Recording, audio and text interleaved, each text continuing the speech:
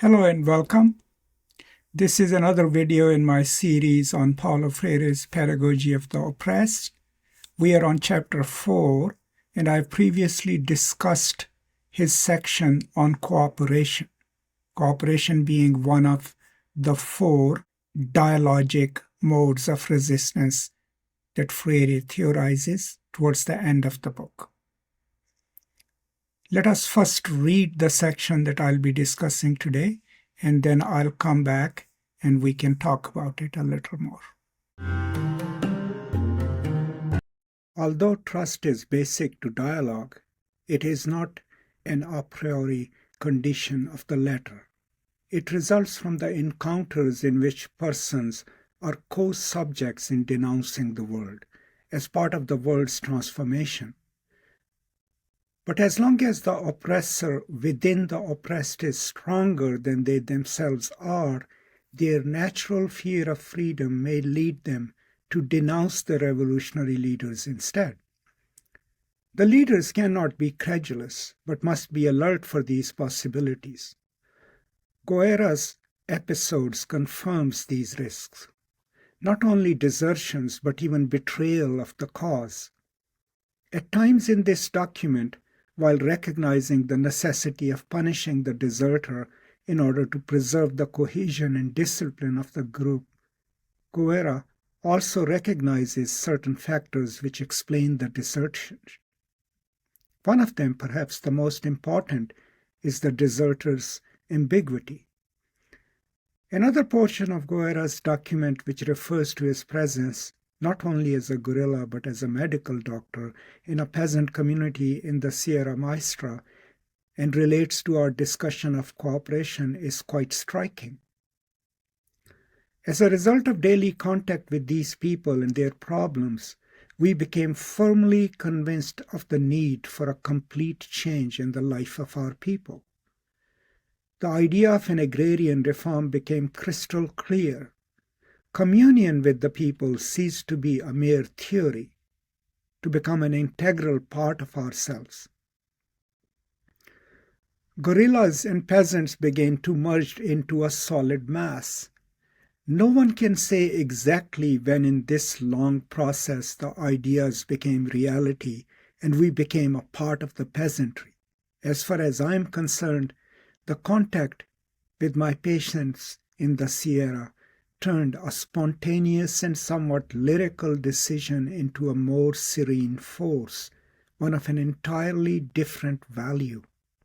Those poor, suffering, loyal inhabitants of the Sierra cannot even imagine what a great contribution they made to the forging of our revolutionary ideology. Guerra's emphasis that communion with the people was decisive for the transformation of a spontaneous and somewhat lyrical decision into a more serene force, one of an entirely different value. It was then in dialogue with the peasants that Guerra's revolutionary praxis became definitive. What Guerra did not say, perhaps due to humility, is that it was his own humility and capacity to love that made possible his communion with the people.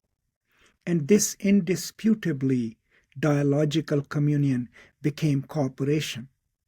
Note that Guerra, who did not climb the Sierra Maestra with Fidel and his comrades as a frustrated youth in search of adventure, recognizes that his communion with the people ceased to be a mere theory to become an integral part of himself. He stresses how from the moment of that communion, the peasants became forgers of his guerrilla's revolutionary ideology. Even Guerra's unmistakable style of narrating his and his comrades' experiences, of describing his contacts with the poor, loyal peasants in almost evangelical language, reveals this remarkable man's deep capacity for love and communication. Thence emerges the force of his ardent testimony to the work of another loving man, Camilo Torres, the guerrilla priest. Without the communion which engenders true cooperation, the Cuban people would have been mere objects of the revolutionary activity of the men of the Sierra Maestra.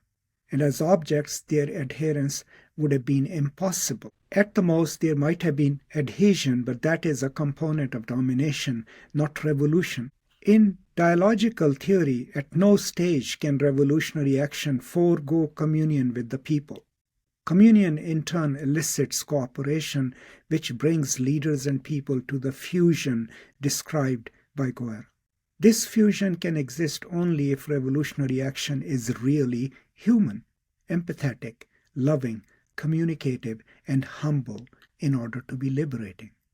The revolution loves and creates life, and in order to create life, it may be obliged to prevent some men from circumscribing life.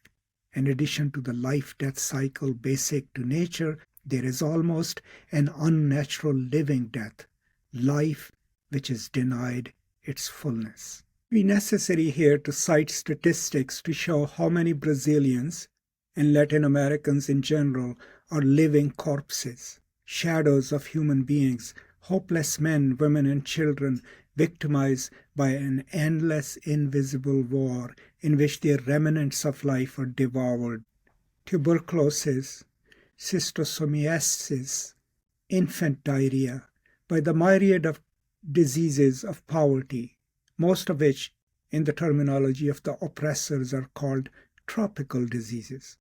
Father Chenu makes the following comments regarding possible reactions to situations as extreme as the above. Many, both among the priests attending the council and the informed laymen, fear that in facing the needs and suffering of the world we may simply adopt an emotional protest in favor of palliating the manifestations and symptoms of poverty and injustice without going on to analyze the causes of the latter, to denounce a regime which encompasses this injustice and engenders this poverty. So first of all, this is where Freire, using Che Guevara's diaries, episodes of a revolutionary war, is trying to explain to us how does a revolutionary movement take shape. And he's citing from Che Guevara's diary, especially of his experience of fusing with the people. So how does it happen for Che Guevara? I mean, he's a doctor, he's a physician, he has just joined this group of peasants, but he doesn't come to it top down with his ideas of revolution and change. He joins the movement with humility. And of course, the dialogue with the people cannot exist unless there is a communion between the people. And it is in his interactions with the peasants that he reaches that level of communion. And beyond that is what is the construction of the revolutionary subjectivity. Now, there is also a discussion of the deserters from the revolutionary movement and how they were dealt with. But what Freire is explaining here is Che Guevara's understanding of desertion, not necessarily as those people were weak, but that they had not yet dislodged the oppressive system that defined their identities. So in the mountains, as Che Guevara comes as a doctor, interacts with the peasants, they are the ones who, through love and communion, transform him into a revolutionary. So what we are learning then is that the revolutionary praxis and thought must be based in love, in communion with the people. And once that is accomplished, a dialogue has been accomplished, and that is when the fusion of the people and the leaders who emerge from amongst the people happens, that kind of communion, which presupposes dialogue, right? And humility to learn from the people. Now, towards the end of these sections, Freire also quotes Camilo Torres, right, who was a professor but also a Catholic, right? And famous for being a Catholic priest who also was sympathetic to Marxists, and eventually is ousted from the university and becomes a prominent member organizing in Colombia against the oppressive order. It is also a reference towards the end of what I just read to people who are not living, right, or who are living corpses. And this is a reference to what was happening at that time in South America. And if you read the footnote, it would tell you that the level of poverty was so high that people themselves would sell themselves to slavery, to plantation owners and others. And young women were sold to brothels, right? He gives you some statistics. But the idea is to remember that the revolutionary people that Che Guevara and others are trying to commune with and march with against the oppressors, they have been dehumanized to an extreme level. They are not just dealing with people who might have suffered a little bit. The writ of the dominant order in these groups is deep. That's why it cannot be undone simply by agitation and top-down mobilization. That's why it requires dialogue, right? And communion between the peoples and the leaders.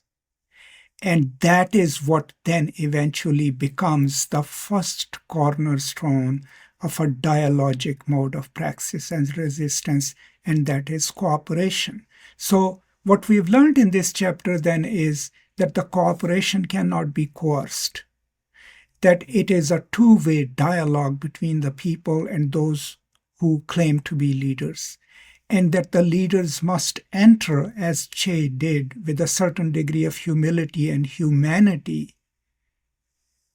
to dialogue and commune with the people.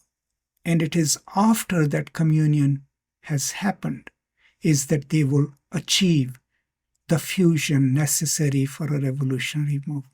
And that pretty much is the lesson about cooperation as one mode of dialogic praxis of revolution. And remember, cooperation is offered as an antidote to conquest and divide and rule, right? But most importantly, conquest, which we discussed in the first part of our engagement with chapter 4 of the text.